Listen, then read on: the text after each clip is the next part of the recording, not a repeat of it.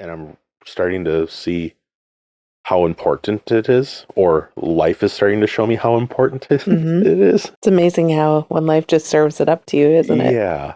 And I'm kind of having a reckoning with... Welcome back to In Residence. I'm Keith. And I'm Laura.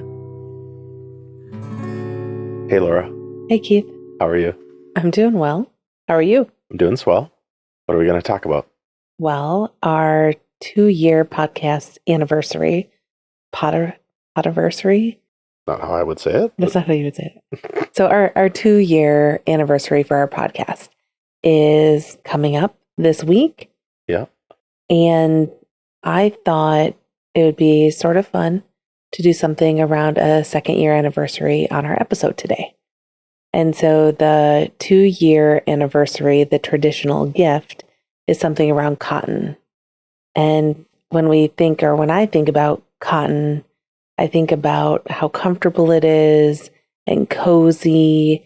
And I thought maybe we could talk about things that bring us comfort and make us feel cozy and really make us feel at home. So when you bring that up, what first came to my mind is you can't have comfort without discomfort. Mm-hmm. Right. That kind of old adage of you can't have light without dark, kind of thing. Mm-hmm. I guess maybe I go deep sometimes, or you tend to say this, so I'm a little hesitant to say, but then it makes me think of everything that's been going on, in this midlife chrysalis that we talked about and stuff before, and the transitions. And we kind of talked about comfort zone with me a lot, trying to get more comfortable with traveling and all that stuff a little while ago. But how I like this idea of comfort and comfort zones, because I want to be able to redefine what comfort is. Right. And maybe build up a tolerance for discomfort, because from that comes growth. So that's maybe where some of my comments and reflections are going to come from. But that's where my head went. So I just kind of brace yourself. Sounds good. So our things that we talk about might be on different planes. Maybe it'll be exciting to see. Well, I think it's a good thing, and this might highlight one of the prep materials that you sent me when you told me this was kind of your idea. One of the things that maybe to tie this back in or weave this back in. Yeah. Ooh, nice. I like what you did there. To that, it's the anniversary of us actually shipping the podcast. Right.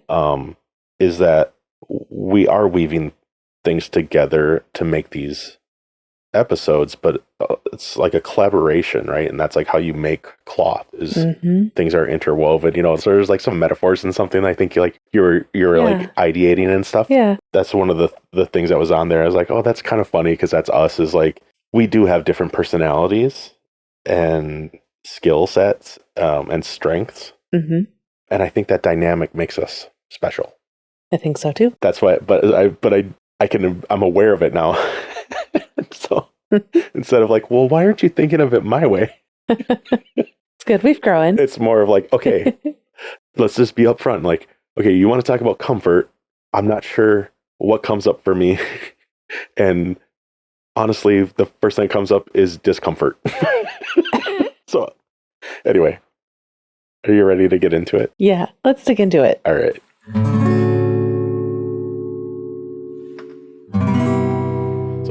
So what pops up for you first, or what do you want to talk about first? In preparing for today, I thought about the different things that bring me comfort. And one of them was around the idea of spending time with friends and family around a bonfire. Ooh. Being outside, we're getting to that point where it's fall, the weather is turning a little bit more crisp. Not super crisp, but a little cooler. It's coming. We're anticipating it. And there's nothing better than being at a bonfire with friends and family around in lawn chairs and having blankets to just be cozy, in addition to the heat coming off the logs that are burning and hearing the crackling. I just love that. I love that. That brings me a lot of comfort. I completely agree. Yeah. As long as the bugs aren't too bad. Right. No, I'm kidding. No, it's true. I didn't When mean it's to, no, hot, I didn't mean, I was joking. I didn't mean to bring up like a no, negative that could be part of it. some discomfort. Yeah. Well, but I Yeah. would say I'm thinking when I'm talking about a bonfire, I am thinking about fall, not about one in the middle of summer. Because summer you can have the fire and you could be hot and sweaty. It can be humid, got the mosquitoes. I like when it's just a little cooler so the mosquitoes aren't buzzing around. I did specifically edit them out of my comfort scape. What was something you thought of? Something that brings you comfort? Well, this might be part of why I'm thinking of like redefining what comfort is, because the first thing that pops in my head is food, comfort food. Mm-hmm. And even like with the bonfire, it's like, ooh, s'mores. S'mores are so You know good. what I mean? So I think, so yes, there's comfort food. I don't want to use food for comfort, even though it's what we do. Like it's what humans do. And I want to think about, is it comfortable or is it just nostalgia? Mm. You know? Yeah. But can there be something comfortable about nostalgia? Oh, absolutely. But is it good for me? Is what I mean, I think. Mm. So like, do I need to have a bunch of meatloaf and mashed potatoes and corn? Are you having said meatloaf every day for every meal? No, Then I think it's okay once in a exactly. while Yeah. to enjoy. Yeah. I agree. Because I don't indulge in that all the time. It feels like an indulgence if I was to have that. But it goes back to my childhood. Like that was like what I would have on my birthday. Like I got to pick. Yeah. Right. And so I would get that. Mm. And that the care that comes with that, right? And like being taken care of, like that came up Yeah. before. And I think you even mentioned it when we were talking earlier, of that sense of maybe safety that comes with some comfort. And so, yeah, I think food, obviously, if you have food, there's some comfort because that brings like safety and security, right? So anyway, I'm getting too deep on that. Yeah, I like having a nice special meal every now and then, and something that's hearty, you know, and then protein and like some nice warm food for some reason. Yeah. One of the things I wrote down was pie scraps and The crust, you mean? the crust. Okay. Pie So- scraps sounds weird. Does I anybody know. say that? Maybe not. But like the little parts of the crust that you cut off from the pie, we would always bake them, put cinnamon and sugar on them, and they would come out warm and crispy and sweet. And it was so good. And that to me, when I think comfort and something that just warms my heart, not that I'd be eating them every day, to your point, maybe, but it does make me feel comforted. Am I messing up the flow too much, bringing up like that dichotomy of comfort, discomfort? I don't think so. I think, are you asking me, am I uncomfortable with you talking about discomfort? Yeah. I'm not trying to push back against what you want to talk about. It's just No, I what know. comes up when I think about it. I think it's good. I so much lean into the what is the good. It's good to be reminded of where sometimes it isn't as comfortable. But, well, the things I wrote down were the things that just make me warm and happy and all those things inside. But I don't think that means we can't also talk. Well, I mean, that highlights something I've been made aware of. I do think about what could go wrong more than what could be right or what could be good, maybe. Right. I over index on that. And that's not what I'm trying to do. I was actually trying to embrace the power of being able to have the resilience that comes with being out of your comfort zone a little bit, and the discomfort. I always think of, I need to be uncomfortable in the gym so that I can be stronger outside of the gym. Sure. That kind of thing. So that's really why I'm bringing it up. It's not because I want to talk about that I should feel guilty about eating my favorite meal. It's that I need to be mindful of, yes, I want to enjoy it when I have it, because if I had it all the time, I wouldn't be comfortable. Do you know what I Right. mean? Yeah. So I hope that's clear. And I just want to make sure that I'm not throwing you off, because I'm not trying to look at the bad side of No. every comfortable thing. But I think the other side of that feels empowering is that that's where growth comes from, is that discomfort. And like, you really help me see that with talking about plants. It's like, well, they need to struggle a little bit. That's how they're strong enough to survive. And I'm like, oh, that's okay. So Yeah. I think that's just swimming around in the back of my head a little bit. Yeah. But anyway, comfort, sadly, the first thing that comes up for me is food. I think it's good though. Another one that came up for me was the comfort I feel from a bowl of homemade soup. Yeah. And again, I think I must be getting ready for fall. Yeah. My mind is definitely there because I wrote down homemade soups, chicken dumpling, broccoli, chili, and like a California medley. So good. Yeah. It's like harvest season is coming. Yeah. So it makes sense. It does. You know. It's the time. The time we'll start having a couple pots of soup on the weekends on our stove and having it for the whole week. Well, and then it even like feels more comfortable in the house to have those smells and a little extra heat when it cools off. During the warmer months, I don't even want to turn the stove or oven on. Right. Like, that's why you go outside and grill. Have the heat outside, you know? I don't want to heat the house up. Another thing that came up that I guess I'm like, we're talking about food, and then I talked about working out a little bit, strength training. So I'm thinking of health. Yeah. And that's kind of how I segmented my thoughts to prepare. Sleep came up. Okay. And I'm starting to redefine my relationship with sleep. Okay. And I'm starting to see how important it is, or life is starting to show me how important it is. It's amazing how when life just serves it up to you, isn't it? Yeah. And I'm kind of having a reckoning with, I like being up late, or I'm just used to it. I'm not even sure. It's comfortable. It's comfortable to be a night owl. What do you like about being a night owl? What brings you comfort? It's quiet. There's no responsibilities. I feel like I've talked about this on here before. Maybe. But yeah, it's just, the house is quiet. The responsibilities are gone. That kind of thing. It's me time. And I understand that the same could be true if I woke up early. Right. Because nobody's up yet. It's dark. That's why I like mornings. Quiet. Right. Yep. So I know we're the same. We're the opposite side of the same coin when it comes to that too. Yeah. So it works for me unless I have to get up early.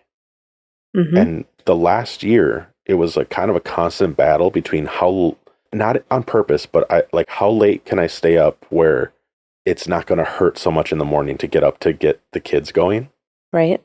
Now I don't really have that excuse because they're really good at getting themselves up. And child one is getting himself to school. He's got his license. He's driving.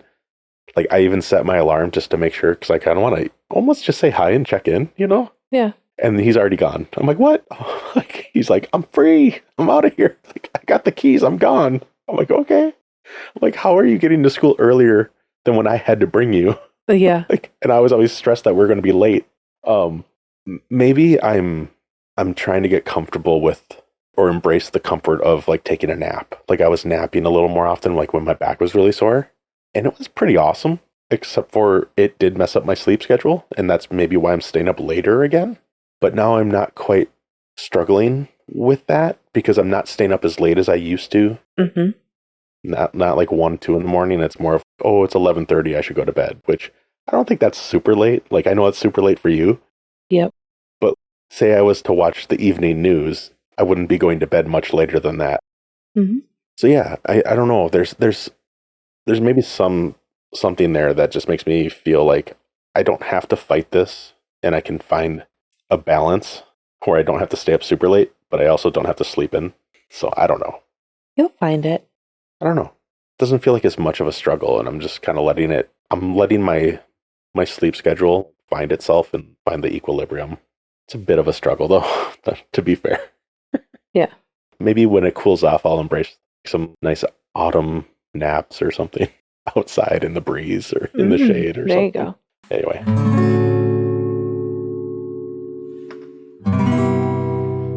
One thing that I wrote down was around lights. candles and a fireplace. I'm kind of combining a few. Okay. But that idea of really, especially when it gets dark. So when it gets to December here, our days are, it's dark By from 5 o'clock at the latest. 4:35 at night. And it doesn't get light until 7 a.m. It's usually light by the time I wake up. Yeah, like 7 a.m. So our days are fairly short. And so it is one of those things where I know we have Christmas lights in various places. We have candles. I love having a fireplace going, even in the apartment. Well, and here now too, we have some. I'm like, we do not have a fireplace in our apartment. We don't have a fireplace in the apartment, but we do have some battery operated candles. Yeah. And it's amazing. I'll be puzzling even now, and I just turn them on, and it just feels so cozy. I was very jealous of those, and so you got me some. I got you a set here too. Yeah, so I use them too. Yeah. We got rechargeable batteries, and this is the nice thing about talking about this comfort stuff is I think I forgot how nice some things are and what does bring me comfort. So thinking about it, like I forget about that, but you've mentioned you like that I have lights up in here. Yeah. I have lights up in other rooms of the house too, just for like ambiance. Child one does too. Yeah. He put lights up. There's just something about the comfort of it. I don't know. It brings me comfort to have a little bit of that ambiance, I guess. Have you always had lights up or used candles even when you were younger? Yeah. I mean, probably 12 and after. Yeah. You know, not super young, about middle school or so. You know, it's like I didn't necessarily have candles all the time when I was like an adolescent, but I've always had like the string lights, you know, or something that like the old, like if we got like new ones, I would take the old ones and I would hang them up, you know, around my posters, like, or like the entertainment center that, you know, you'd inherit like when your parents got new furniture. I had one of those too. Right? Yeah. Well, so I had that, like that was like where I put my stereo, and so then I would like drape the lights over them or something like that, you know. Yeah. I don't know. Maybe it's just a feel thing. I don't know. Yeah, I know when I was growing up, I don't remember having string lights, but I did have lots of candles and be puzzling, listening to music and have my candles lit or whatever. It was just the vibe. Yeah. I got a lava lamp. When I was maybe 10 or 11, and I still have it. And I just finally sourced the right bulbs a couple years ago. And so, and it still works. Surprisingly, nice. Not like it was brand new, but like it'll still work. Yeah. That's just, I guess, another light source that, I mean, I can see it from here. That's why I'm like, oh, wow, how did I not?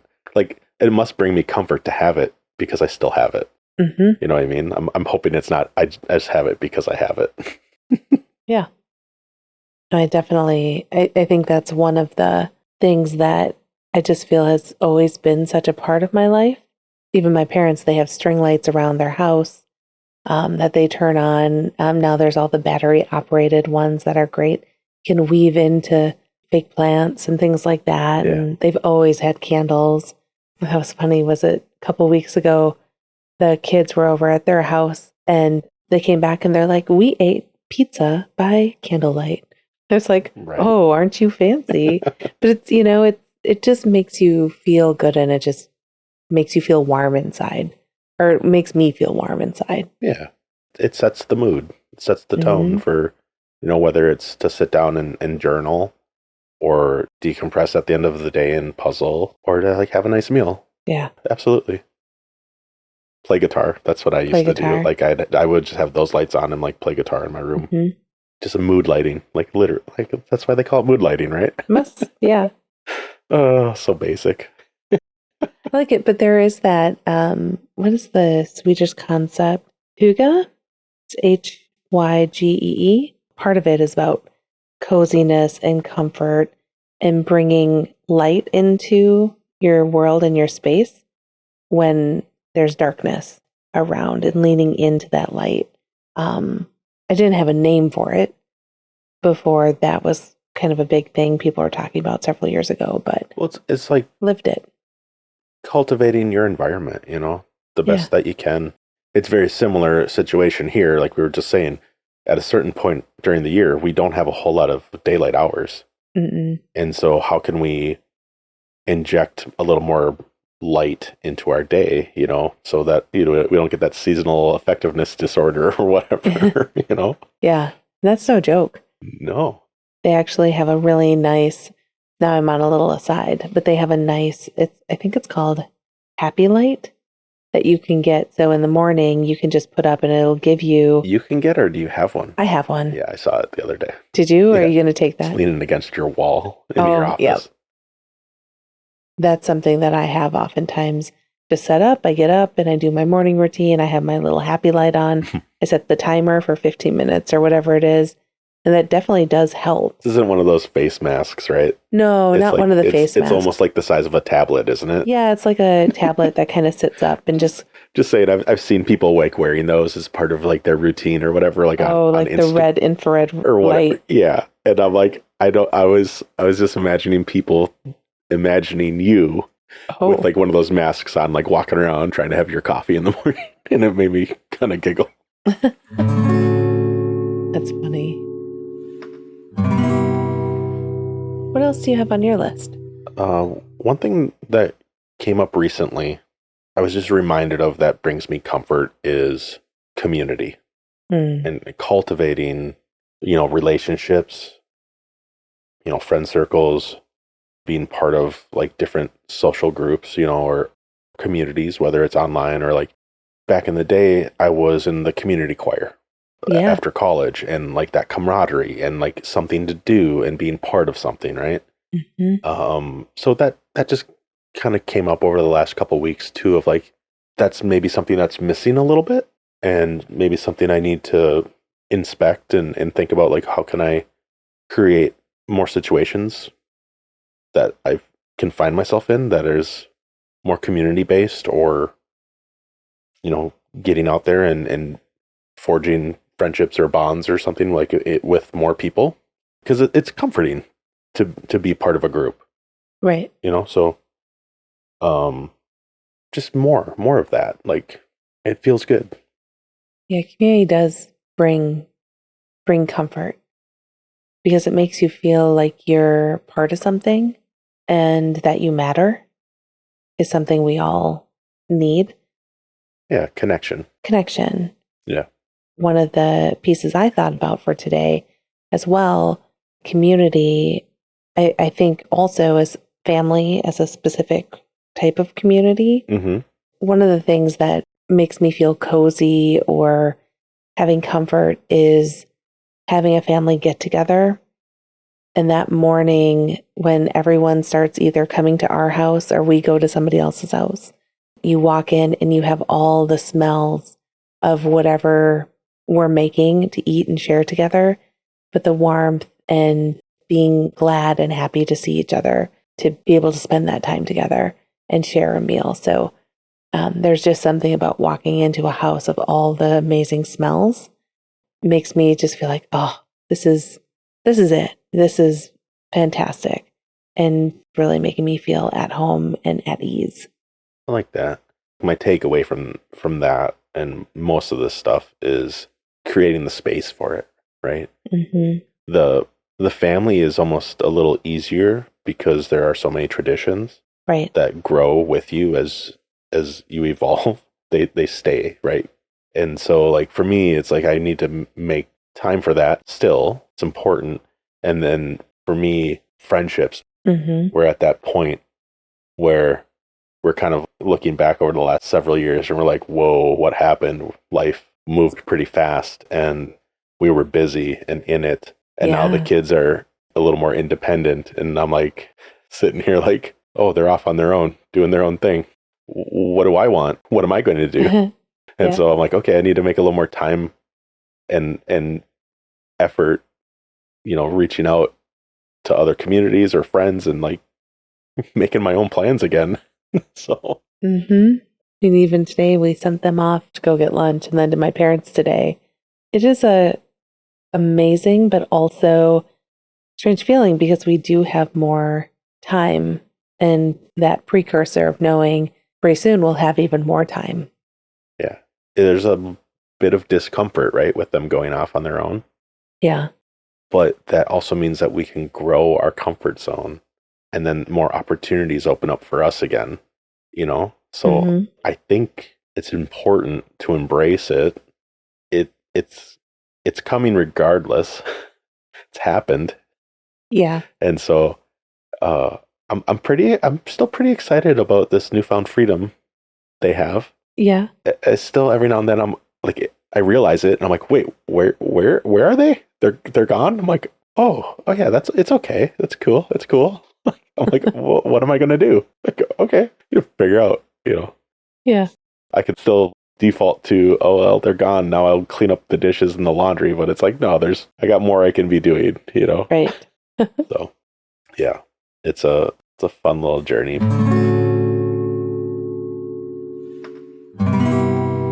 So I almost forgot about one of the main things that brings me comfort, and it's music. Yeah. So I think you agree? Yeah, absolutely. I think we both find plenty of comfort in that. Like, it didn't stand out because it's so ingrained in me, I think. That I wrote it down, but then I almost forgot to mention it from my notes. So I don't know what else to say about it. Like, I listen to it when I'm journaling. I listen to it when I go for walks. I listen to it when I'm working out, in the car, on the drive. Yeah, absolutely. It was really big growing up. I had a Walkman. Me too. Then I had a Discman. Me too. Made tapes, made playlists, burned CDs, and it was like always with me. So when I was younger, I did a lot more driving and had the radio on or cassettes, right? So yeah, it's shifted a little more towards podcasts now that I'm older. Sure. And books. What was that joke we heard somewhere? I'm starting to listen to my books and I'm reading my TV shows. Yes, that's accurate. It's a little too accurate. Like, captions are on the shows, and if I'm got a book I want to read, I tend to see, okay, is the Audible version out yet? Or so yeah. Can I ask? I just noticed, speaking of music, you have a Big Money album up there. Is that John Batiste's new album? Yeah, cool. That's what you got. I created a spot where I can put the music that I'm going to be listening to, or that I like. For my weeks, I try to have like a theme for my week. Like, okay, what are my intentions this week? What am I going to focus on? So, like, over the last week and a half, it's been inspiration. Came out of us talking about wonder and realizing that when I get inspired, I do more. I get creative when I get inspired. That's like a spark for me. And so I want to make sure that I have like music out, the albums. Like, I got all my albums here. I just moved some of my music DVDs because I was just kind of like, I'm like, well, they're not really being used here. They're more of like just something to look at. But I'm like, I actually kind of want to maybe bring them up and have like the kids watch them a little bit with me or something when I go back through them. But anyway, yeah, I got some albums over there too, some CDs and stuff, my old cassettes. So that's great. It's comforting. There's not a lot of moments when we don't have music going. And we talked about this, I think maybe on one of our mixtapes episodes. Like, obviously, like, I love doing those. Yeah, you'll bust out a puzzle, and like, I'll grab my phone or whatever and put some music on and start sorting pieces with you.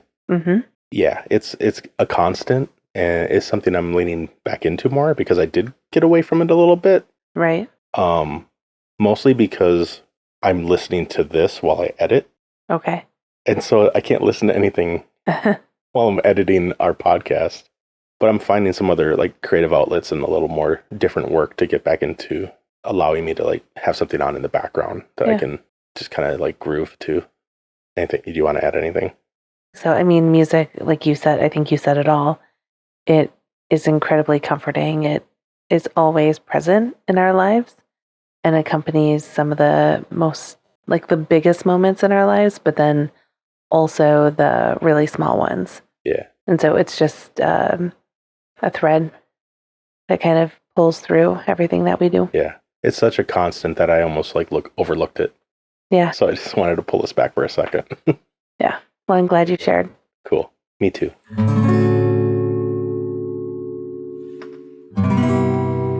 Coming back to defining and maybe redefining what comfort is and how it can serve me and help me keep moving along. Like that's another thing that came up is it's a nice place to return to so that I can go back out and maybe grow that circle and gain, more experiences and test things and try and experiment, because then I can, keep making better decisions based on like what I've learned. So you can always come back to like what's familiar, but it's nice, you keep helping me remember that it's nice to go out so that we can come back.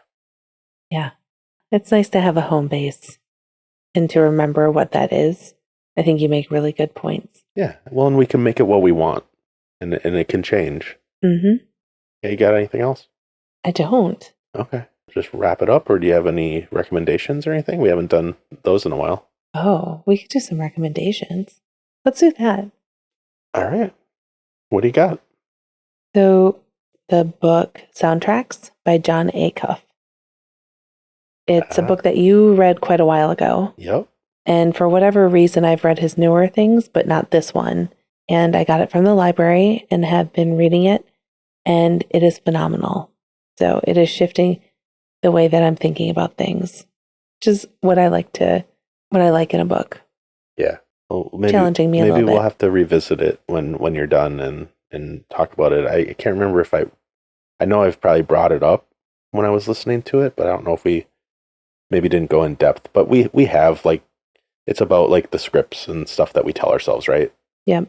So we've talked about that. But maybe there'll be some good things to pop in. Yeah. I like it. Yeah, I think that'd be great. How about you? I just listened to a quick, like, 2-hour book by Kevin Kelly. Okay. He was like the founder of Wired magazine, and he's just an all around kind of cool. He's the one that originated like the 1,000 True Fans, like with a blog post. Oh, right. Yep. I'm like, how do I remind Laura of who he is? Yep. And he's got books and blogs and all kinds of stuff. All around cool dude, and he's on podcasts and stuff. If you ever search for him, you can hear his ideas and thoughts on stuff. He just put out in the last, I think, few years, a short book, and I got the audio version from the library. Excellent Advice for Living. It's wisdom after wisdom of him just listing, like, it's like just things I wish I had known earlier kind of stuff. Actually, I think the subtitle is Wisdom I Wish I'd Known Earlier. I threw it on while I was like moving around the house and maybe like tidying up the studio here, and maybe it kind of flowed past me, like sometimes you don't quite hear stuff, but maybe it absorbs into you. So, but it's so short that I'm like, oh, I'm going to come back and throw that on again. And something new will stand out the next time and something the next time. So I didn't really take notes because I was moving around, and I'm like, oh, this is going so fast. I know I can come back to it. Yeah. It's almost like having somebody read you one of the quote cards. Yeah. It's kind of like that. It's probably actually a better book that you can pick up, turn to a page maybe to really like dive into it. But I love listening to stuff. So can I ask us that we do one more set of recommendations? Yeah. So since we talked about comfort, and we started out, you started out saying, I'm thinking about food as one of those. What if we were to give one recommendation for a type of food or something that brings us comfort? Okay. Do you have something on the top of your mind? Yes, I do. Okay, you go first then. So today, before I came down with you, I made myself a big old mug of tea. I love tea. So trying some tea. And if you're not a tea drinker, there's some great flavors out there that maybe you haven't tried. But Tiesta or your local tea shops will have some really, really tasty blends. I have a fireside cozy blend that's like a mulled apple spice right now. Oh. You said gross? It's so good. It's so cozy. Okay, how about you? All right. Honestly, the first thing that popped in my head before you said that was coffee. Nice warm cup of coffee right in the morning.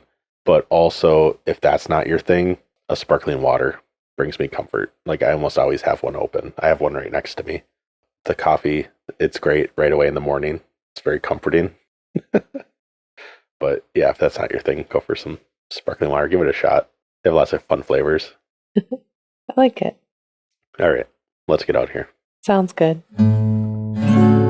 Thanks, everybody. Thank you. Bye. Bye. Happy 2nd anniversary. Yay.